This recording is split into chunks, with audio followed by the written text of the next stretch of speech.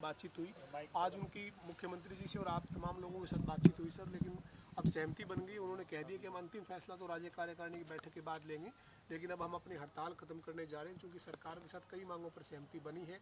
कुछ ऐसी मांगे जो केंद्र स्तर पर ही पूरी हो सकती है। तो क्या बातचीत हुई है सर, क्या आश्वासन दिया गया आपकी तरफ से बातचीत? देखिए, आशा वर्कर जो काम करती है वो केंद्र की योजनाओं के तहत काम करती है, जिसमें 60% शायद फंड स्टेट देता है और 40% सेंटर देता है। जब हरियाणा में मुख्यमंत्री मनोहर लाल जी की सरकार आई, उस समय आशा वर्करों को 1000 रुपये मिलना था, अदर इंसेंटिव अलग है।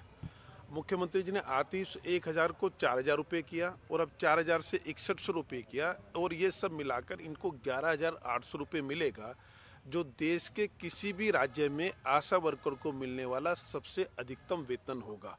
तो मुख्यमंत्री जी का धन्यवाद करते हैं आशा वर्कर भी और एक कार्यकर्ता होने के नाते भारतीय जनता पार्टी का, कि उन्होंने इस मांग को माना, उनके लिए उनको धन्यवाद करते हैं।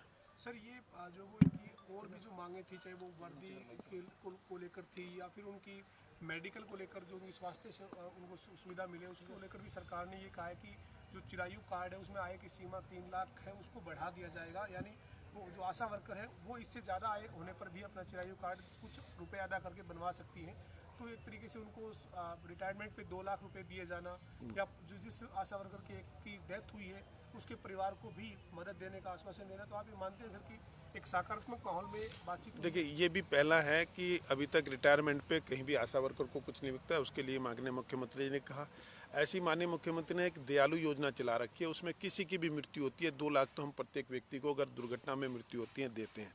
तो मुख्यमंत्री ने जो हमारा अंत्योदय परिवार जिनको कहते हैं, या जो गरीब परिवार कहते हैं, या जिनकी आय 3 लाख से नीचे है, उनके लिए डिफरेंट स्कीम चलाई है। और हर हालत में जो मैं मानता हूँ 1,80,000 तक की आय वाले व्यक्ति को तो शिक्षा फ्री है, मेडिकल सुविधा फ्री है, राशन एक तरह से फ्री है। तो जो बेसिक आवश्यकता आपकी होती है किसी भी व्यक्ति की, खाना और स्वास्थ्य और पढ़ाई, इन सब चीज़ों को ले, और इवन वहाँ तक बिजली भी, क्योंकि बिजली का भी जो रेट है वो जो जितनी इनको चाहिए होती है वो 2 रुपये से लेकर 2 रुपये 50 पैसे तक की यूनिट के केवल हमारे यहाँ प्राइस है, जो कि पूरे देश में सबसे सस्ते हैं।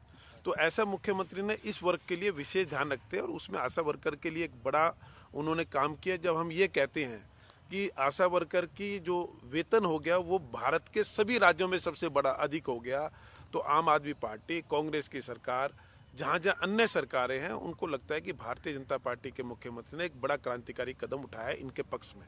सर, एक दिल्ली कूच को लेकर आशा वर्कर्स बात जरूर करिए, 30 अक्टूबर को दिल्ली कूच करी जाएगी, लेकिन हरियाणा का जो धरना है उसको लेकर कह रहे हैं कि ज़्यादातर मामलों में पॉजिटिविटी के साथ कह रहे हैं कि शायद कल धरना उठ जाए, अंतिम फैसला तमाम साथियों से बातचीत करके लेंगे।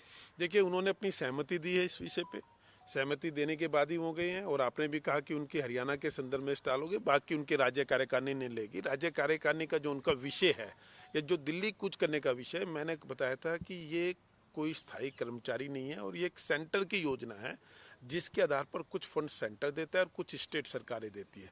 तो इस पर कोई भी एक व्यक्ति निर्णय नहीं लेता। हमने अपनी तरफ से बढ़ोतरी कर दी, अब वो जो और बढ़ोतरी चाहती है इसके कारण वो सेंटर जाना चाहते हैं, वहाँ माननीय मोदी जी की सरकार जो भी निर्णय लेगी। राष्ट्रव्यापी हड़ताल है सर उनकी, आशा वर्कर्स की एसोसिएशन जो राष्ट्र स्तर पर है, यानी पूरे तमाम प्रदेशों के आशा वर्कर्स जो है वो दिल्ली कूच का ऐलान किया हुआ है।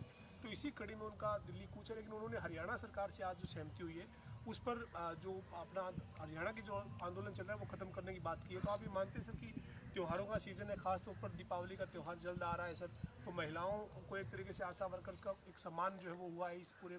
निश्चित रूप से मुझसे भी जो आशा वर्कर गुरुग्राम में मिली थी, उनकी लगभग यही मांग थी। वो मांग जरूर रही थी, कहने को 26 मांग रहे थे, पर उन्होंने कहा कि लगभग ये होता है तो इस पे हम सहमति दे देंगे, और उसके आसपास वो चीज़ें माननीय मुख्यमंत्री ने मान ली। उसमें तो उन्होंने 2 लाख की वो डिमांड नहीं की थी कि रिटायरमेंट के समय, वो मुख्यमंत्री जी ने अलग से दिया है। तो जो इनकी मान्य थी, क्योंकि ये 1000 में मिले थे, 2014 में ये 1000 रुपये लेते थे, आज ये अगर 6100 आए हैं तो बाकी इंसेंटिव मिलाकर अगर इनको 11,800 मिनिमम मिलेगा, तो ये मुझे लगता है एक अपने आप में बड़ा क्रांतिकारी कदम। और इन परिवारों के लिए, क्योंकि मैं महिलाओं से मिला हूँ, सारे वो हैं जिनकी आर्थिक स्थिति काफ़ी गंभीर होती है, और जो घर घर जाकर काम करते हैं, बच्चों को स्वास्थ्य, बच्चा की उनकी सबको ठीक से रखते हैं। तो इनका एक महत्वपूर्ण काम है, उसमें ये एक इनके लिए सम्मानजनक बढ़ोतरी हुई है, और इसके लिए मुख्यमंत्री जी का धन्यवाद करते हैं।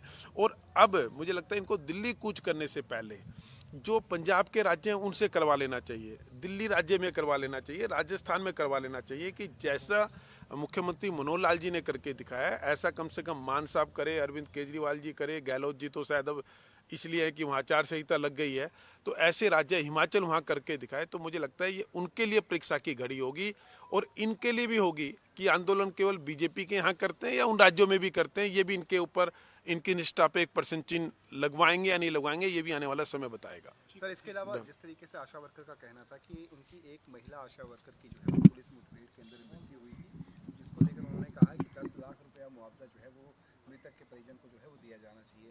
सरकार का इसको लेकर क्या कुछ? देखिए, हमारे पास अभी कोई ऐसे तथ्य नहीं है जिसमें पुलिस मुठभेड़ से लेकर किसी आशा वर्कर की डेथ हुई हो। एक सब मुझे इस पे मैं टिप्पणी नहीं करूँगा क्योंकि मुझे डिटेल नहीं पता, पर मुझे ये पता है कि पुलिस मुठभेड़ से किसी आशा वर्कर की कोई डेथ नहीं हुई। कोई ऐसा आपके पास वीडियो है जहां पुलिस ने अगर कहीं उनके साथ मारपीट की हो, लाठीचार्ज हो, उसके अगर आपके पास कोई तथ्य है तो हमें उपलब्ध कराइए, उसके बाद उस पर निर्णय लेंगे।